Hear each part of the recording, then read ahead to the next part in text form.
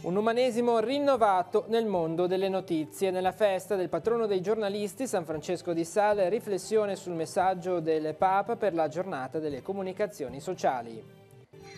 Fincantieri, intesa a Riva Trigoso per la partenza di un corso di formazione per 17 giovani disoccupati, curato dal villaggio del ragazzo, permetterà di raggiungere la qualifica di capobarca. Oltre 95.000 euro dei fondi di protezione civile della regione per 2 zone collinari di Rapallo, interventi programmati per la strada di San Martino di Noceto e la provinciale per Montallegro. Un gruppo di auto mutuo aiuto per affrontare il lutto perinatale. Lo sta organizzando l'associazione Amali. Gli incontri si svolgeranno all'ospedale Galliera di Genova.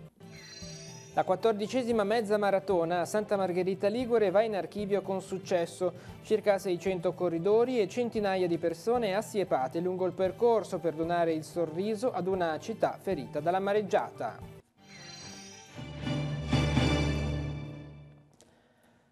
Buonasera ai telespettatori di Tigugli Oggi. Nei locali del seminario vescovile a Chiavari questa mattina è stato celebrato il patrono dei giornalisti, San Francesco di Sales, un'occasione che ha visto insieme l'Unione Cattolica della Stampa Italiana di Genova, La Spezia e del Tiguglio per un duplice appuntamento. Il vescovo ha celebrato la messa in suffragio dei colleghi defunti e seguito l'incontro con Marcello Zinola e Don Paolo Padrini dedicato al tema del messaggio di Papa Francesco per la giornata delle comunicazioni sociali, dalle community alle comunità. Vediamo. Quanto è attuale il richiamo di Papa Francesco? La scelta di questo argomento è quotidiana, è attualissima e credo valga per tutti come interesse e forma di sensibilizzazione. Credo che il tema centrale sia fondamentalmente quello del rispetto della persona, della verità, della ricerca della verità sulle notizie. Poi un giornalista alle volte ci arriva, alle volte no, ma con la buona fede e l'onestà intellettuale questo può essere fatto, perché se non c'è, diciamo, la fondatezza della notizia e su quella puoi costruire eventualmente delle legittime opinioni, non ci può essere un'informazione corretta. E lo stesso Papa Francesco che ha rivoluzionato il metodo di comunicare. Dalle community alle comunità, tema quanto mai attuale sollevato da Papa Francesco che propone una riqualificazione umana prima ancora che professionale. In che modo attuarla oggi? Attraverso una custodia delle relazioni. La comunità si costituisce attraverso la relazione e nella relazione avviene la creazione della comunità umana alla quale il cristiano può dare un contributo forte perché fonda la relazione su un dono che è il dono dell'amore di Dio, che crea la relazione, che fa la relazione.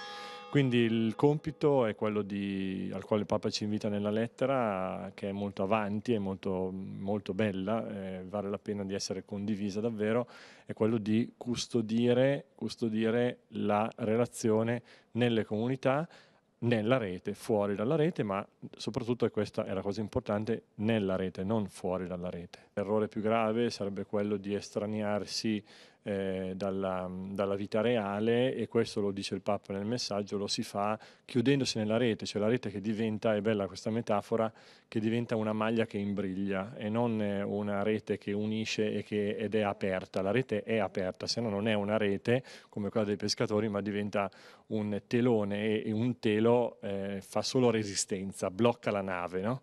Invece la nave della vita, la nave della Chiesa riesce a fare il suo lavoro se getta non teloni di plastica, ma getta reti che hanno la possibilità di liberare l'uomo, diventano liberanti e non bloccanti o estranianti.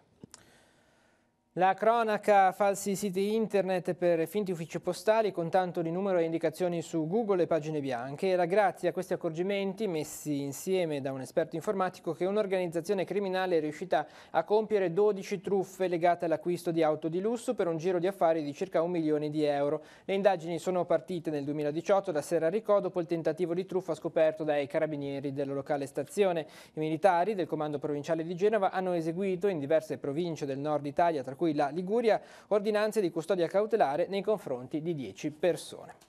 I temi del lavoro. Adesso partirà a breve un corso di formazione promosso da Fincantieri di Riva Trigoso per conseguire la qualifica professionale di supervisore di produzione capobarca.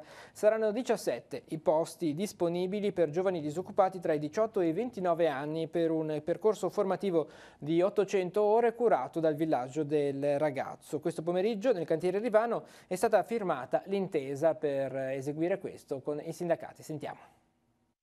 Un corso per ragazzi dai 18 ai 29 anni che siano disoccupati e sul nostro territorio per poter accedere quindi con questi requisiti a un bando di concorso dove ci sarà una selezione per 17 persone che poi potranno nei prossimi mesi, dopo 800 ore di corso, entrare finalmente sia nel cantiere di Riva che nel cantiere del Muggiano di La Spezia. Che figure professionali verranno formate? Verranno formati dei capibordo, quindi con corsi di approfondimento specifici per poter essere, integrati all'interno dei cantieri, quindi di Riva e del Muggiano. È molto positivo per noi, un fatto importante, che finalmente ci siano un po' di assunzioni di ragazzi che potranno essere sia a tempo determinato che a tempo indeterminato. Ovviamente nel corso del tempo noi auspichiamo che tutti vengano stabilizzati e che ci siano anche ulteriori corsi non solo per capi bordo, quindi supervisori degli operai, ma anche proprio per operai diretti, quindi sia per il cantiere di Riva direttamente che per le ditte di appalto. Un primo passo di un'intesa che prevede altri punti, tra cui anche l'apertura di uno sportello per ricevere le domande di lavori. Curricula non sarà reale ma sarà virtuale, dovrebbe partire questo. Sì, dovrebbe partire anche questo ed è un bel accordo, un primo passo e un investimento che finalmente Fincantieri fa sul territorio. Noi abbiamo battuto molto su questo tasto, sul fatto che Fincantieri, che è l'industria principale del territorio, cominciasse a investire e assumere persone nel paese intorno. Ecco. Potrebbero esserci altri corsi di questo tipo? Noi ce l'auguriamo. L'accordo che è stato fatto l'anno scorso, che è stato siglato l'anno scorso da FIM e FIOM, prevede un inizio di un cammino che speriamo porti anche all'interno delle ditte.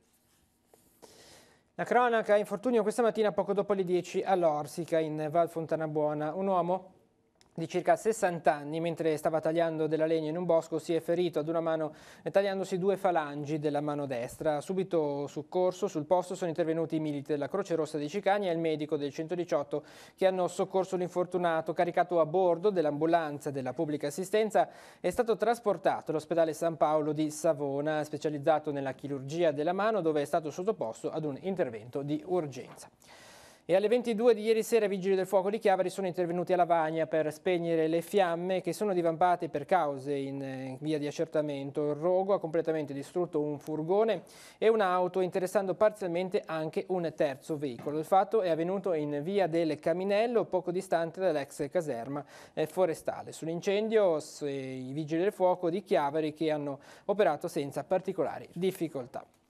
Messa in sicurezza delle strade collinari e frazionali. In arrivo un contributo regionale di 95.000 euro per il comune di Rapallo. I lavori interesseranno la provinciale 31 di San Martino di Noceto e la provinciale 58 della Crocetta. Rientrano in un fondo regionale da 3 milioni di euro che mercoledì prossimo la Regione metterà a disposizione di Città Metropolitana. Vediamo.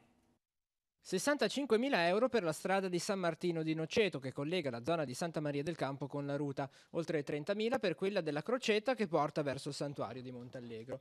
In tutto oltre 90.000 euro per 2 interventi stanziati dalla Regione Liguria al Comune di Rapallo nell'ambito dei fondi ordinari di protezione civile. Abbiamo lavorato da prima di questa emergenza per arrivare a quella che sarà una delibera che sono venuto ad annunciare oggi, che porteremo la settimana prossima in giunta e che stanzia appunto questi queste risorse anche per il Comune di Rapallo sono risorse poi più ampie, evidentemente, perché è una delibera da 3 milioni da distribuire su tutto il territorio regionale, che va proprio a evidenziare questi piccoli interventi a favore delle province, a favore dei comuni, che credo siano un segnale di grande attenzione ai cittadini anche di colline, di zone di entroterra, che sono magari spesso dimenticati, ma che invece meritano una grande attenzione da parte della Regione e anche della Protezione Civile, perché una strada che non può essere utilizzata, una strada di collina, evidentemente è anche un tema di protezione civile per raggiungere dei cittadini o per permettere a loro di raggiungere le proprie case. I fondi arrivati dalla Regione, presentati questa mattina nell'aula del Consiglio Comunale di Rapallo, si aggiungono a quelli straordinari stanziati dalla struttura commissariale per affrontare i danni della mareggiata. In questo caso per Rapallo sono arrivati a disposizione 500.000 euro che saranno utilizzati per il ripristino delle scogliere di Molo Porticciolo, del Castello e del lungomare Vittorio Veneto. Nel frattempo proseguono le operazioni per la rimozione delle imbarcazioni spiaggiate. Ad oggi ne restano ancora 9 visibili. Stiamo lavorando in maniera molto intensa con la Regione, con la Capitaneria di Porto, con la rimozione delle importanti imbarcazioni che abbiamo ancora sul lungomare. Per parlare di 2 numeri, le imbarcazioni sul lungomare oggi sono rimaste solamente 9, prima erano 49 quelle visibili, e subito dopo poi ci sarà un intervento della Regione con delle risorse molto importanti, si parla di circa 4 milioni di euro per quanto riguarda la pulizia poi del fondale. Liguria Together, consorzio che rappresenta eccellenze di diverse realtà della Liguria, parteciperà come di consueto alla BIT di Milano all'interno dello stand regionale. La Borsa Internazionale del Turismo si svolgerà a Fiera Milano City dal 10 al 20 di febbraio. Un'occasione importante per Liguria Together e i suoi operatori, che in questa edizione parteciperanno insieme all'agenzia in Liguria in nome di una coesione e di un'unione di intento a livello regionale, che sono elementi fondamentali per incrementare il mercato turistico ligure. L'11 febbraio alle 13, in occasione della conferenza stampa nello stand istituzionale, il Consorzio offrirà una degustazione di prodotti tipici preparati dagli operatori di Lavagna e dalla scuola alberghiera, ora Accademia del Turismo. Siamo orgogliosi di questa collaborazione, ha dichiarato Francesco Andreoli, presidente di Liguria Together, con un ringraziamento particolare a Francesca Montaldo. E funzionalità, facilità di navigazione e contenuti rinnovati sono queste le parole chiave che caratterizzano il nuovo portale web del turismo del Comune di Sestri Levante e il nuovo video promozionale che sono stati presentati oggi. 2 strumenti per la cui realizzazione sono stati utilizzati i proventi della tassa di soggiorno come concordato nella conferenza del turismo. Il nuovo portale ha mantenuto il dominio www.sestri-levante.net e includerà anche il dominio www.sestrilevante.it. La grafica è stata curata da Enrico Usberti. Diverse le sezioni nelle quali sono stati organizzati i contenuti. Nella home del portale inoltre è possibile vedere il nuovo video promozionale di Sestri Levante, realizzato grazie alla collaborazione di con il videomaker Nicola Bozzo. Stiamo vedendo proprio le immagini. Della durata di 3 minuti, racchiude in sé tutto quello che Sestri Levante è agli occhi di chi vive la città, alla scoperta non solo di quelli che sono gli scorci da cartolina del territorio, ma anche gli angoli più nascosti.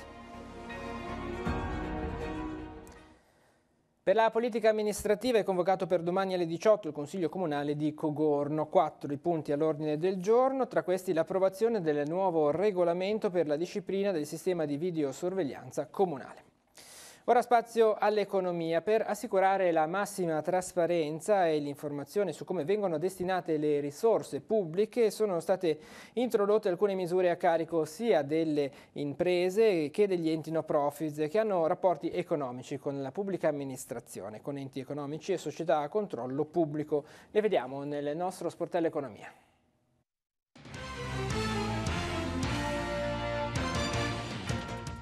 Le società dovranno pubblicare le informazioni relative a sovvenzioni, contributi, incarichi retribuiti e ogni vantaggio economico ricevuti nell'anno precedente nelle note integrative del bilancio di esercizio e di quelle del bilancio consolidato se esistente. Le risorse possono essere finanziarie ma anche strumentali. Gli enti diversi dalle imprese, quindi anche quelli del terzo settore, sono invece obbligati entro il 28 febbraio a pubblicare sui propri siti le informazioni relative ai contributi superiori a 10.000 euro ricevuti nel 2018. Se non c'è un sito internet, l'ente potrà usare la propria pagina Facebook. Se non si dispone di alcun portale digitale, la pubblicazione potrà avvenire sul sito della rete associativa alla quale l'ente no profit aderisce. Le cooperative sociali, pur essendo onlus di diritto, devono adempiere agli obblighi informativi in sede di nota integrativa del bilancio di esercizio e di nota integrativa del bilancio consolidato, se esistente. devono essere pubblicate le somme effettivamente ricevute nell'anno solare precedente, dal 1 gennaio al 31 dicembre, indipendentemente dall'anno di competenza a cui gli importi si riferiscono. L'obbligo non c'è se l'importo complessivo è inferiore, nel periodo considerato, a 10.000 euro. Il limite deve essere considerato in senso cumulativo e quindi va riferito al totale dei vantaggi pubblici ricevuti e non alla singola erogazione.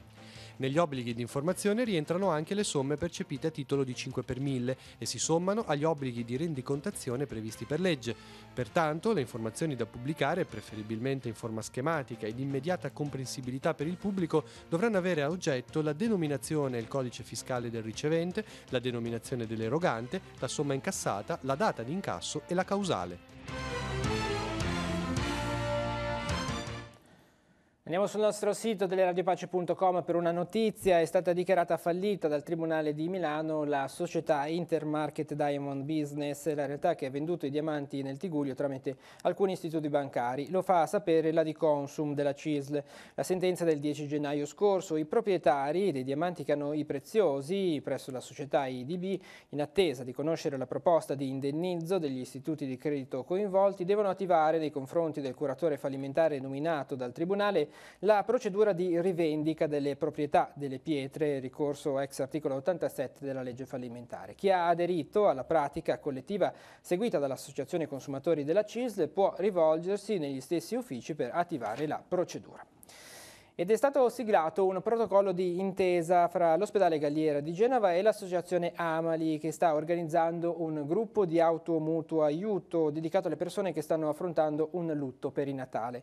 Gli incontri si svolgeranno nei locali messi a disposizione dall'ospedale genovese. È una delle possibilità offerte a tutti i genitori, ma anche agli zii o nonni che hanno perso un bambino durante la gravidanza o nelle primissime settimane di vita. Vediamo. Quali tipi di situazioni abbraccia la definizione lutto perinatale?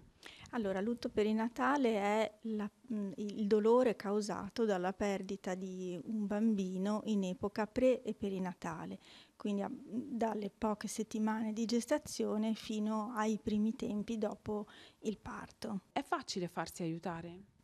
Non sempre, no, in generale c'è piuttosto chiusura rispetto a questo genere di lutto, perché è un lutto difficile da affrontare, in quanto la persona che è venuta a mancare non è ancora socialmente riconosciuta, pertanto è complicato ed è nella nostra epoca, insomma, nella quale è già molto difficile occuparsi di lutto, il perinatale viene spesso relegato a tabù, non se ne parla e si invita i genitori a non pensarci, eventualmente provare a fare un altro figlio e la si risolve così. In realtà non si risolve affatto così. Un gruppo di automutuo aiuto in che modo può sostenere queste persone, mamme o papà?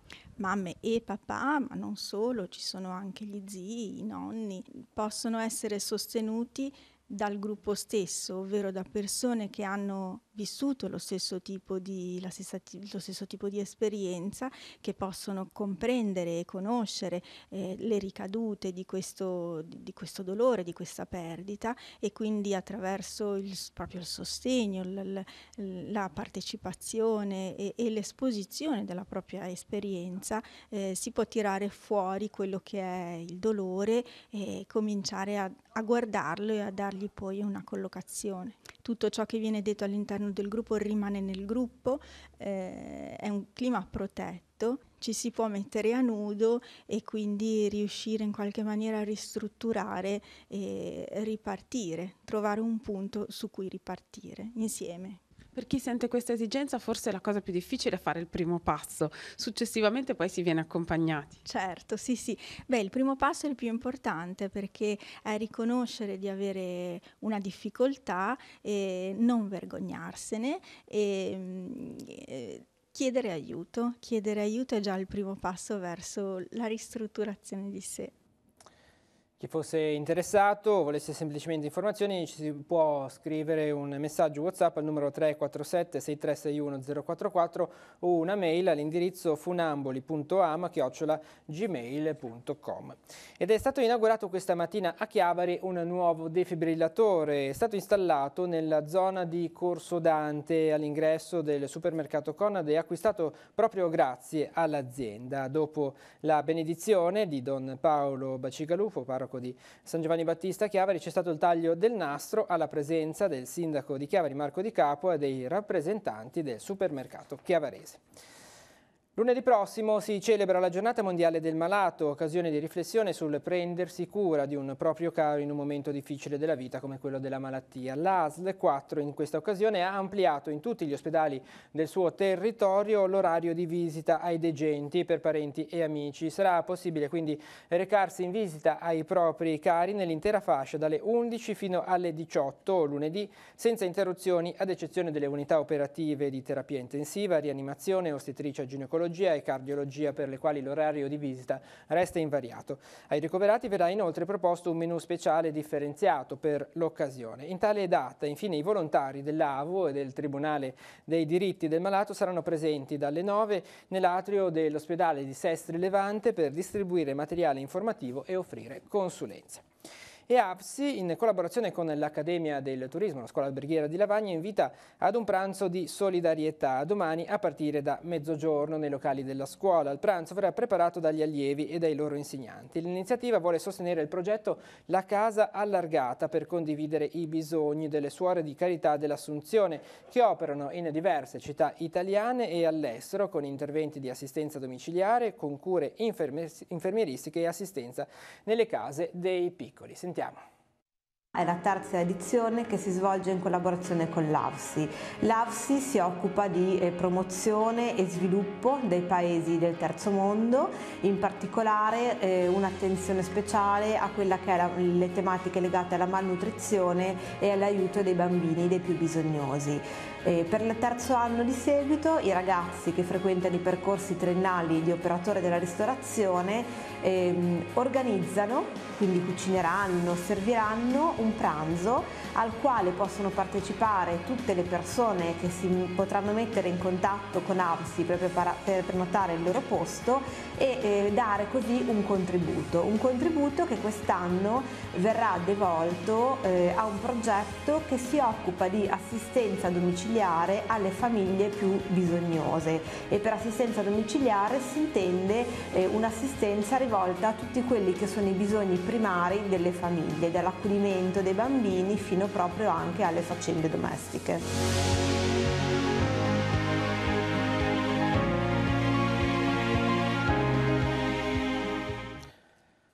Restiamo a parlare di scuola. Rosa Manzaroli, della classe quinta di grafici dell'Istituto Caboto di Chiavari, è stata premiata con il terzo premio del concorso fotografico indetto dal Lions Club Genova Diamante, Emergenza Plastica, un mare alla deriva, finalizzato a sensibilizzare le nuove generazioni sul grave problema dell'inquinamento da plastica a danno dell'ambiente e degli ecosistemi. La foto si intitolava Raccogli la plastica, semina il futuro. La premiazione si è svolta nell'aula magna dell'Istituto Suore Immacolatine di Piazza Paolo Danovi a Genova, e vediamo proprio la vincitrice al terzo posto. Si svolgerà invece domani sera alle 20:45 al Centro Sociale di San Giovanni Battista Chiavari il primo dei 2 laboratori organizzati nell'ambito del corso di formazione per catechisti 2019. Sarà curato dall'equipe dell'ufficio catechistico diocesano. Il tema sarà Come ti racconto Gesù. E adesso nella nostra scheda altri appuntamenti per la giornata di domani.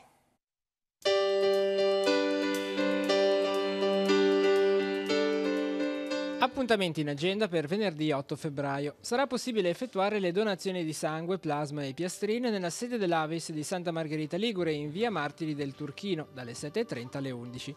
Nella sede associata dell'Istituto Nata De Ambrosis in via Sant'Antonio a Chiavari si terrà l'incontro culturale di drammaturgia Tragedia al femminile. Interverranno Silvia Romani, professoressa di mitologia classica dell'Università di Milano, ed Elisabetta Vergani, attrice e drammaturga. Nuova lezione dei corsi dell'Accademia Culturale di Rapallo. Alle 16 a Villa Queirolo Tullio Bandini terrà una conferenza sul tema Attività e sviluppo delle scienze psichiatrico-forensi in Europa. Nella sala Livellara di Via del Pino a Chiavari alle 16:30 il docente Gianluca Lizza terrà una lezione di storia dell'arte su Giacomo Mauro Giuffra, sofferenze e gioie nascoste nella pittura. Nell'ambito degli incontri sul nuovo servizio di nettezza urbana a Zoagli alle 20:30 nella sede dell'ex scuola di San Pietro di Rovereto, incontro con la popolazione e i rappresentanti dell'amministrazione comunale. Per i venerdì letterari alla Biblioteca di Lavagna alle 20:45 nella Sala Albino, Salvo Agosta presenterà il suo libro Quell'attimo di gioia, modera Giancarlo Fraboschi. Saggio degli allievi del corso di scrittura creativa della Biblioteca di Santa Margherita Ligure. Ricordi in punta di penna, questo è il tema della serata, si svolgerà negli spazi della biblioteca a partire dalle 21. Siamo allo sport, la 14ª mezza maratona delle Due Perle va in archivio con un buon successo sia di partecipanti sia di pubblico presente. Nonostante il maltempo del fine settimana, in circa 600 si sono presentati ai nastri di partenza. La medaglia d'oro per gli uomini è andata a Primien Manira Fascia, proveniente dal Ruanda, che ha compiuto il percorso in un'ora 4 minuti e 32 secondi. Prima tra le donne l'azzurra Valeria Straneo, che ha tagliato il traguardo dopo un'ora 18 minuti e 2 secondi. Primi tra i liguri Gebreanna Savio della Cambiaso Risso e Corrado Pronzati del team 4295. L'aspetto più importante dell'edizione 2019 è stato il ritorno di una città messa a dura prova dalla mareggiata dell'ottobre scorso. Vediamo.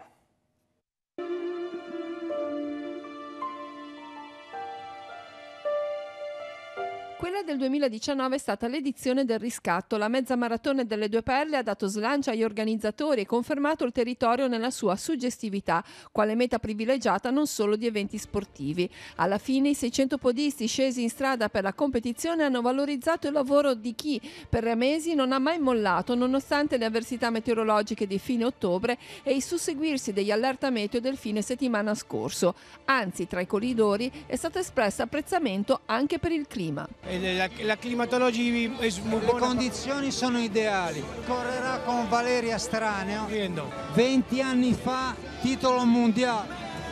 20 años ya de maratona Sevilla 99, very contento y bueno, y ya 3 años aquí en Santa Margarita, muy contento de volver otra vez. Tra i partecipanti molti abitué di quella che possiamo ormai definire una classica di metà inverno, tra gli altri anche nomi di spicco. Contenta, ho fatto un'ottima gara. Le vie di Santa Margherita Ligure sono state percorse da un cordone colorato e gioioso, ma ancora più suggestiva è stata l'immagine delle persone assiepate attorno al circuito. Ringraziare veramente soprattutto i cittadini di Santa Margherita Ligure che sono stati veramente speciali in questa occasione, ci hanno permesso di fare questa manifestazione, hanno rispettato il codice della strada, togliendo anche le macchine sul percorso, veramente sono stati encomiabili. Come tutte le associazioni di volontariato, erano tantissimi presenti sul percorso solo erano 110, quindi questo veramente dà il segno anche di questo attaccamento a questa manifestazione. I partecipanti sono rimasti entusiasti, tutti sorridenti e per noi questo è quello che ci dà la carica per poi andare avanti. Il loro sorriso per noi è la nostra benzina. Con lo sport si conclude questa edizione di Tigulli Oggi, l'informazione torna domani mattina alle 7:30 con la nostra rassegna stampa e poi continua sul nostro sito internet teleradiopace.com e sul canale 187 Telepace News. Grazie per essere stati con noi e buon proseguimento di serata.